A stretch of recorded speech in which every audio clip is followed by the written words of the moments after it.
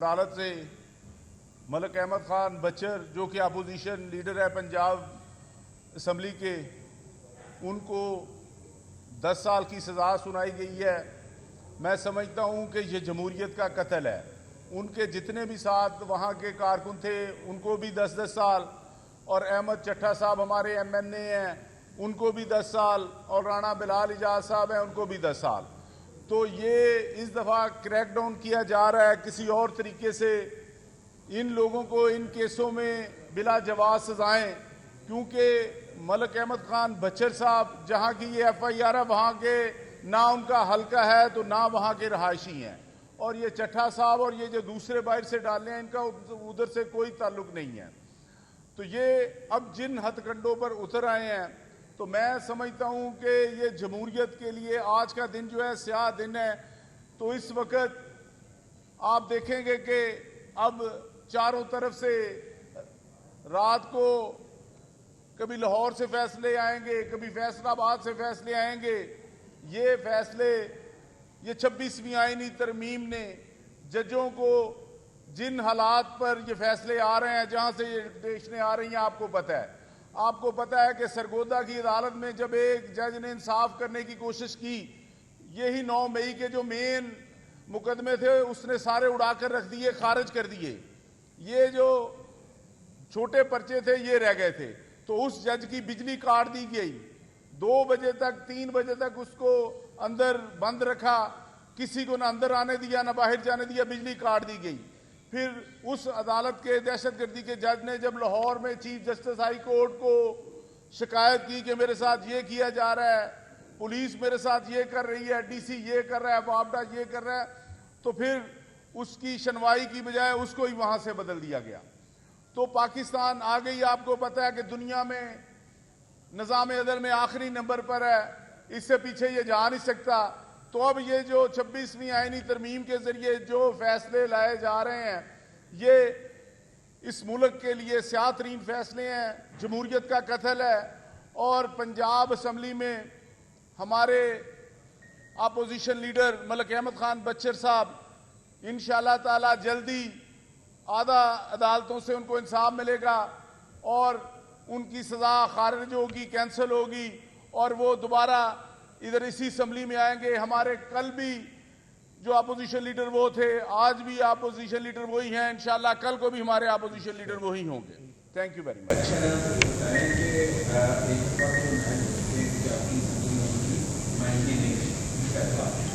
तो आप इसमें क्राइम अकाउंट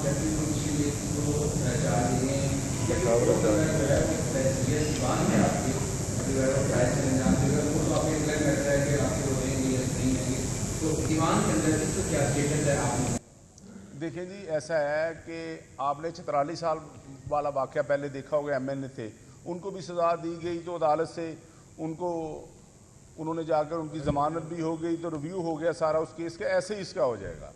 तो लेकिन जो आप बात कर रहे हैं, हमारे देखिए पूरा इस पार्टी के अंदर निज़ाम है, तो हमारे डिप्टी अपोजिशन लीडर हैं, तो वो डिप्टी अपोजिशन लीडर जो हैं वो निज़ाम अब चला रहे हैं, तो कोई ऐसा हमें मसला नहीं है।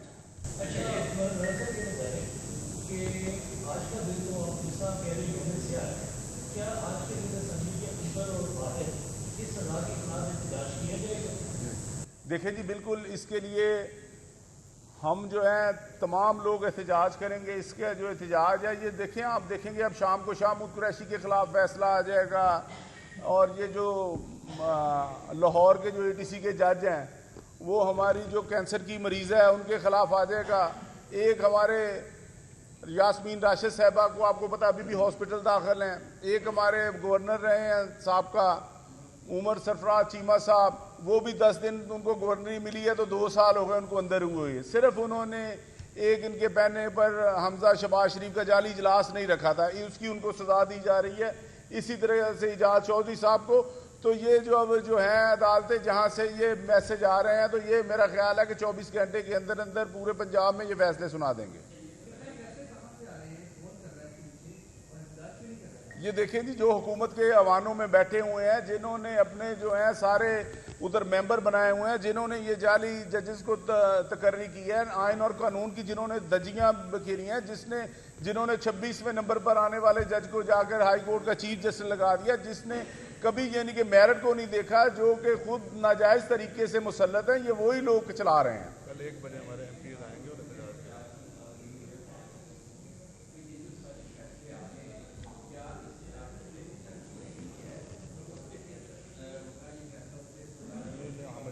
देखें जी, बात ये है कि देखिए ये बात है, जो 5 अगस्त का जो है एहतजाजी तहरीक है वो बिल्कुल चलेगी, उसका जो है वो टाइम जो है वो चेंज नहीं होगा। और इसके बारे में जो है हमारे ऊपर इमरान खान साहब ने जब हुक्म देते हैं तो आपको पता है कि पूरे मुल्क की मोटरवे भी बंद हो जाए तो ये लोग पैदल चलकर दरिया अबूर कर कर पहुंच जाते हैं। नहीं ना हमें डरा सकते हैं।